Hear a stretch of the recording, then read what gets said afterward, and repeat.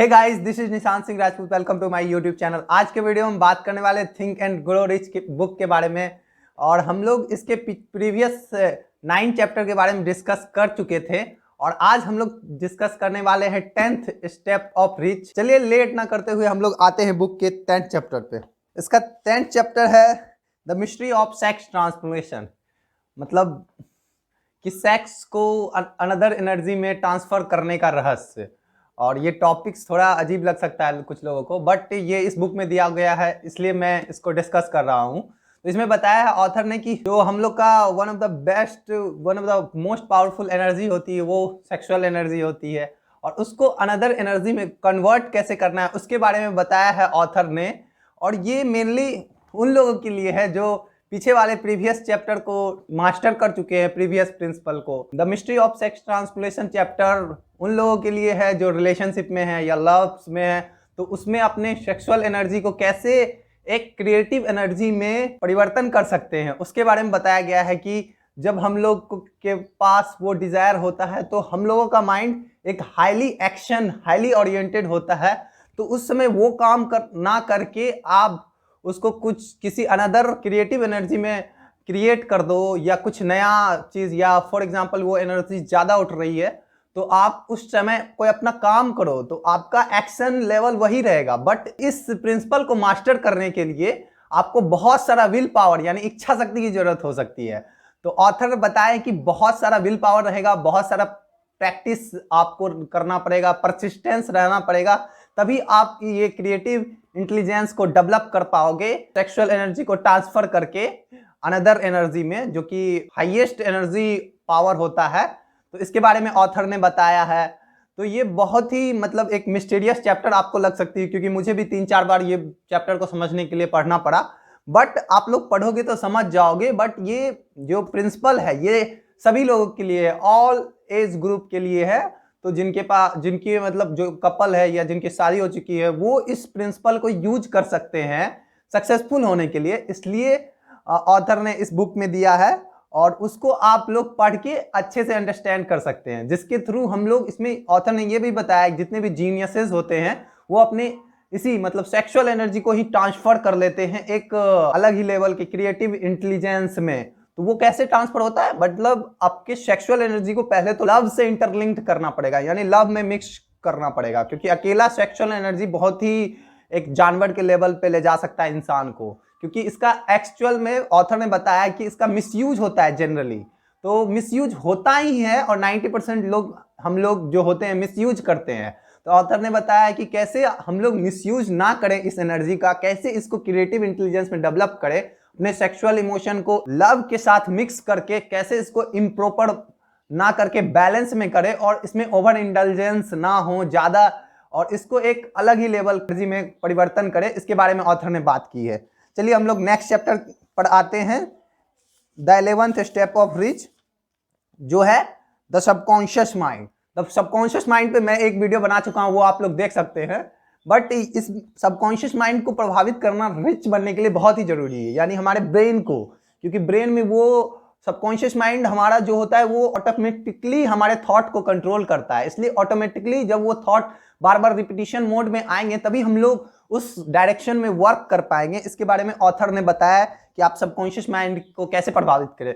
इससे पहले भी 3rd स्टेप में ऑथर ने बताया कि ऑटो सजेशन का आप यूज कीजिए, बार बार अपने आप को अंदर रिपीटिशन कीजिए, बार बार रिपीट कीजिए, तो कुछ दिन बाद वो आपका हैबिट बन जाएगा। जो भी हैबिट होता है वो सबकॉन्शियस माइंड द्वारा कंट्रोल होता है, तो सबकॉन्शियस माइंड में वो चला जाएगा, तो हम लोग इसको यूज कर सकते हैं 11th step of rich, 11th principal को। इसमें एक कोट्स है, positive and negative emotion can not occupy the mind at the same time, one or the other must be dominated. Positive और नेगेटिव इमोशन एक साथ हम लोगों के दिमाग में नहीं रह सकता, या तो कोई गुस्सा हो सकता है या तो कोई खुश रह सकता है, मतलब दोनों एक साथ नहीं हो सकता है। तो इसने ऑथर ने लिखा है कि दोनों एक साथ नहीं हो सकता है, दोनों में से एक हमेशा हावी रहता है। और इसमें नेगेटिव इमोशन पॉजिटिव इमोशन दोनों ऑथर ने बताया। मैं यहाँ पे नेगेटिव इमोशन डिस्कस करना चाहता हूँ, ताकि हम लोग नेगेटिव इमोशन है तो उसको खत्म करने की कोशिश करें, या उसको उतना जरूरत से ज्यादा इंपॉर्टेंस ना दे। ये अब देखिए, नेगेटिव इमोशन है, 7 नेगेटिव इमोशन होता है जिनको अवॉइड करना है, जिनको इग्नोर करना है। द इमोशन ऑफ फियर, डर का, मतलब अनेक तरह के डर हमारे अंदर होते हैं, वो डर की बात कर रहे हैं कि हम लोगों को फियर नहीं होना चाहिए, या नेगेटिव इमोशन है। द इमोशन ऑफ जेलिसी, हम लोग किसी से जलते हैं, किसी की ग्रोथ से जलते हैं, तो ये सक्सेसफुल बनने के लिए या रिच बनने के लिए ये क्वालिटी हम लोगों को नहीं चाहिए। द नेक्स्ट है द इमोशन ऑफ हेटर्ड, मतलब किसी से नफरत करते, घृणा करते हैं, वो इमोशन नेगेटिव इमोशन है। द इमोशन ऑफ रिवेंज, किसी से बदला लेते हैं, वो भी नेगेटिव इमोशन है, तो ये सब हम लोग के अंदर नहीं होना चाहिए। द इमोशन ऑफ ग्रीड, लालच, यानी यहाँ पे रिच बनने की बात हो रही है तो बहुत सारे लोग ये समझ रहे हो कि लालच, पैसे की लालच होना जरूरी है, तो यहाँ पे लालच की बात नहीं कर रही है। उस रिच बनने के लिए आपको जो जो काम करना पड़ेगा उसकी बात की जा रही है, तो लालच को हम लोग को अवॉइड करना है। गेट रिच क्विक, तुरंत अमीर बनने के बारे में नहीं सोचना है। द इमोशन ऑफ सुपरस्टिशन, यानी अंधविश्वास, किसी भी कोई भी आके कुछ भी बोल देता है, उस अंधविश्वास पे विश्वास नहीं करना है, वो ऑथर बता रहे हैं। द इमोशन ऑफ एंगर, गुस्सा, मतलब गुस्सा तो हर कोई को आता है, बट गुस्सा को ज्यादा भाव नहीं देना है, या धीरे धीरे उसको जीतने की कोशिश करना है कि मैं कैसे गुस्सा को कॉन्कर कर सकूं। तो ये सब नेगेटिव इमोशन है जो मैंने डिस्कस किए, जो द सबकॉन्शियस माइंड चैप्टर में इंक्लूडेड है। और चलिए हम लोग नेक्स्ट चैप्टर पे आते हैं, chapter 12, the brain, the 12th step of reach. तो ब्रेन के बारे में ऑथर ने बताया कि ब्रेन हमारा कैसे कनेक्टेड लिंक है। जो हम लोगों के थॉट्स आते हैं, वो थॉट तो सिर्फ ब्रेन का एक एस्पेक्ट है, क्योंकि ब्रेन हमारा इन्फिनाइट इंटेलिजेंस से कनेक्ट है, that is called universe, universe से कनेक्टेड है। तो हम लोग अगर अच्छे थॉट्स लाएंगे, क्योंकि ऑथर, बुद्धा, बहुत सारे लोग कह चुके हैं कि हमारा जो ब्रेन है वो है यूनिवर्स से कनेक्टेड है, जो भी हम लोग सोचते हैं उसका कहीं ना कहीं इंटरलिंक्ड है यूनिवर्स से। तो उसमें बताते हैं ऑथर कि यूनिवर्स आपको सब चीज देगा अगर आपका माइंड उस लेवल का बन गया है, या उस लेवल का थॉट बन गया है, और उस लेवल से आप एफर्ट कर रहे हो, उसके बारे में ऑथर बता रहे हैं। That is the 12th step of reach, the brain. इसको आपको पढ़ना पड़ेगा अच्छे से, बहुत ही छोटी छोटी चैप्टर है। अब नेक्स्ट प्रिंसिपल है the sixth sense, the door to the temple of wisdom, that is the 13th step of the reach. ये लास्ट स्टेप ऑफ रीच है। आप प्रीवियस 12 को जब मास्टर कर लोगे तभी आप इसको समझ सकते हो, ये ऑथर ने बताया। बट इसको मैं पढ़ा बार बार तो मुझे समझ में आया, 6 सेंस का मतलब है 30 इंद्रिय, 5 सेंसेस होते हैं, तो हम लोग का एक 6 सेंस अनफोल्ड होता है, एक क्रिएटिव इंटेलिजेंस होता है जो हम लोग को डायरेक्ट करती है। ऑथर ने इसमें अपनी स्टोरीज बताई कि वो जिस को आइडियल मानते थे उनको विजन्स आते थे, यानी वो उनका एक इमेजिनेशन लेवल इस लेवल का हो जाता था कि वो उसको डायरेक्ट करते थे, यानी उनका थॉट उनको डायरेक्ट करता था कि ये काम सही है, ये काम गलत है। बट ये डेवलप करने के लिए आपको बहुत सारे एफर्ट करना पड़ेंगे, और आप प्रीवियस 12th को भी मास्टर कर लोगे तो ये बहुत बड़ी बात है। द 6th चैप्टर है the mystery of sex transformation से इंटरलिंक्ड है, जिसमें मैंने बताया था क्रिएटिव इंटेलिजेंस के बारे में, तो सेम चीज इसमें भी बताया गया है। बट इसमें बताया गया कि इन सब चीज में टाइम लगता है, ज्यादा 40 साल हो जाते हैं लोगों को, तब इन सब चीजों के बारे में समझ में आता है।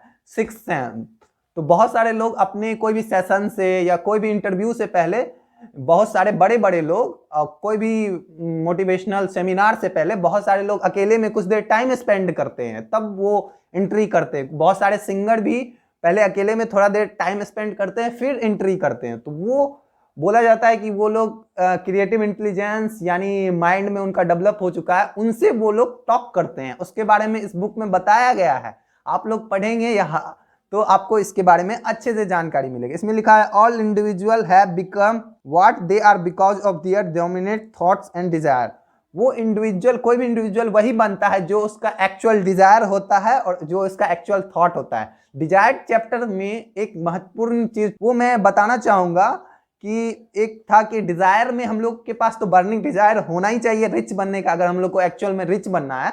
उसमें लिखा गया था कि आपका एक पहला स्टेप आप फिक्स कर लीजिए एग्जैक्ट अमाउंट कि मैं कितना पैसा कमाना चाहता हूं। फॉर एग्जांपल कि मैं आने वाले 10 साल बाद 5 करोड़ रुपया कमा लूंगा 1 जनवरी तक में, तो वो एग्जैक्ट डेट 1 जनवरी 2031 को मैं 10 करोड़ रुपीस कमा लूंगा या 5 करोड़ रुपीस कमा लूंगा, मेरी सेविंग्स रहेगी इतनी रुपीस, वो ऑथर बताते हैं। ये आप पहला फिक्स कर लीजिए। और दूसरा स्टेप में क्या है कि आप उसको है, उसके लिए आप कोई प्लान बना लो कि बिना कुछ दिए तो आपको वो पैसा नहीं मिलेगा, तो उस पैसे के बदले में आप क्या सर्विस दोगे या क्या क्या काम करोगे, उस काम का आप लिस्ट बना लो। और थर्ड चीज है कि एग्जैक्ट डेट वो डिटरमाइन कर लो कि वो डेट क्या है। और फोर्थ स्टेप है डिजायर, ही चैप्टर में वो सारे स्टेप्स है कि आप उसके लिए क्या क्या प्लान कर रहे हो, पर ईयर क्या प्लान है, पर मंथ क्या प्लान है, उस चीज के बारे में ऑथर बताया है।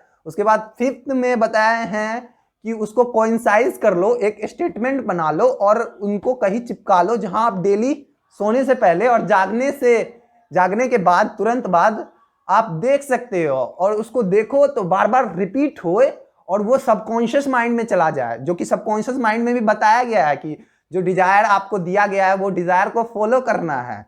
तो वो आप फिक्स कर लो और उसको बार बार इमेजिन करना है कि ये मेरा रियलिटी है। तो आप इसको इमेजिन करोगी तो आप में एक अलग लेवल की एनर्जी आएगी और आप काम करोगे उस डायरेक्शन में, अपना प्लान पर फोकस करोगे। और इसमें यह भी बताया गया है कि आप अमीर बिना कुछ दिए नहीं दे सकते, तो उसके बदले में आपको कोई काम या कोई सर्विस, कोई भी वर्क आपको चूज करना होगा, ये बता रहे हैं ऑथर। इतना 13 ही चैप्टर है, बट लास्ट में इसमें 13 चैप्टर के बाद भी फियर्स के बारे में बताया गया है, how to outfit the 6 ghost of fear, जो ये डर के 6 भूत हैं, डर जो हम लोग के ऊपर हावी हो जाता है, उसके बारे में बताए हैं ऑथर ने। तो यहाँ पे डर का 6 जो भूत है, यानी 6 तरह के डर हैं, वो 6 डर के बारे में ऑथर ने बताया। पहला है द फियर ऑफ पॉवर्टी, मतलब गरीबी का डर कि मैं गरीब हो जाऊंगा, मेरे पास पैसा नहीं रहेगा। तो ये सब इसके बारे में भी बताया गया कि आपको गरीबी के डर को कैसे जीतना है, कि आपको एग्जैक्ट डेट और एग्जैक्ट अमाउंट फिक्स करना है अमीर बनने के लिए, तो आप गरीबी के डर को जीत जाओगे। दूसरा है द फियर ऑफ क्रिटिसाइज्म, यानी लोग क्या कहेंगे मेरे बारे में, लोग क्या सोचेंगे, उसके बारे में सोचना। तो ये चीज ज्यादातर लोग 90% लोग ऐसे सोचते हैं, हम लोग भी सोचते हैं। तो वो क्रिटिसाइज्म को कैसे हम लोग जीतें, या लोगों की बातों का हम लोग पर इफेक्ट ना पहुंचे, क्योंकि हम लोगों का बहुत सारे जगह क्रिटिसाइज किया जाता है, जिसकी वजह से हम लोगों का थॉट प्रोसेस डिस्टर्ब होता है। तो क्रिटिसाइज्म के लिए द फियर ऑफ क्रिटिसाइज्म, आदमी डर से बहुत सारा काम नहीं करते हैं क्योंकि वो क्रिटिसाइज किए जाएंगे, निंदा किए जाएंगे। फॉर एग्जाम्पल, अगर किसी को पैसे की नीड है बट उनको कोई छोटा काम करना पड़ रहा है, अगर कोई शॉप लगाना पड़ रहा है, तो वो शर्म से नहीं करते क्योंकि उन्हें डर लगता है कि मेरा क्रिटिसाइज होगा, निंदा होगा। तो ये चीज बताते हैं कि ऑथर क्रिटिसाइज होने से नहीं डरना है, क्योंकि फियर एक नेगेटिव इमोशन है, और तो नेगेटिव इमोशन हम लोग के ब्रेन पे हावी होगा तो हम लोग कोई भी सक्सेसफुल तो हो ही नहीं पाएंगे और कोई भी काम अच्छे से नहीं कर पाएंगे। Third fear the fear of ill health, यानी बीमार होने का डर, जरा जरा सी बात पे मेडिसिन खा लेना। तो ऑथर इसमें बताते हैं कि 75% जब वो रिसर्च किए, बड़े बड़े डॉक्टरों से मिले, तो वहां पे बताया गया कि 75% लोगों को बीमारी नहीं होती है, बस वो लोग मान लेते हैं ब्रेन के पे हाइपोकॉन्ड्रिया होता है, क्योंकि वो सर्दी जुकाम ये सब छोटी मोटी बीमारियां ऑथर बताते हैं कि ये सब नहीं होती, लोग मानते हैं और मेडिसिन खाते हैं। तो उनके अंदर क्या होता है, फियर ऑफ इल हेल्थ होता है। तो इसको कॉन्कर करने के लिए आप क्या कर सकते हैं, आप एक्सरसाइज प्रॉपर वे में करोगे और कोई भी बीमारी छोटी मोटी हो तो वो अपने ऊपर हावी नहीं होने दोगे, ये ऑथर बता रहे हैं। द फियर नेक्स्ट है the fear of loss of love, मतलब आप जिससे लव करते हो या जिससे आपकी रिलेशनशिप है उसका खोने का डर, वो भी डर नहीं होना चाहिए अगर आप एक्चुअल में कुछ बड़ा करना चाहते हो। क्योंकि डर, कोई भी पर्सन से आप जैसे लव करते हो तो वो आपको छोड़ के जाएगा तो आपको डर लगेगा, तो आप अपना काम छोड़ दोगे। तो यहाँ पे बताया गया कि आपको लॉस ऑफ लव, मतलब डर नहीं होना चाहिए। वैसे कोई छोड़ के तो नहीं जाता, fear of loss of love भी नहीं होना चाहिए, और किसी भी तरह का डर हम लोग के अंदर नहीं होना चाहिए, ये ऑथर बताते हैं। और एक कोट्स है, without the most common weakness of all the human beings is the habit of living their mind open the negative influences of other people. मतलब मोस्ट कॉमन वीकनेस हम लोगों का क्या है, ऑथर बता रहे हैं कि हम लोग नेगेटिव पीपल के सामने अपना माइंड ओपन रखते हैं और उसके थॉट्स को अपने अंदर इनबिल्ट होने देते हैं। कि बहुत सारे नेगेटिव वीडियोस होते हैं यूट्यूब पे या कहीं भी, तो वो नेगेटिव वीडियोस के थ्रू हम लोग अपने ब्रेन को पॉल्यूट करते हैं। ये भी ऑथर बताते हैं कि आपके ब्रेन के एनवायरनमेंट को चेंज करना है, नॉट कि बाहर के एनवायरनमेंट को, आपके थॉट प्रोसेस को चेंज करना है अगर रिच बनना है। तो उसके बारे में भी ऑथर बात कर रहे हैं इस बुक में, और बताते हैं ये क्राइम के जैसा है कि हम लोग का थॉट पॉल्यूट होता है, तभी हम लोग सक्सेसफुल नहीं हो पाते हैं। तो इसके बारे में बात कर रहे हैं। ये कंप्लीट फिलॉसफी है इस बुक में, think and grow rich by Napoleon Hill. तो आप लोग इस बुक को जरूर पढ़ें और thank you so much. Video अच्छा लगे तो आप लाइक कर दीजिएगा, चैनल को सब्सक्राइब कर दीजिएगा और ज्यादा अच्छा लगे तो वीडियो को शेयर कर दीजिएगा। Thank you so much.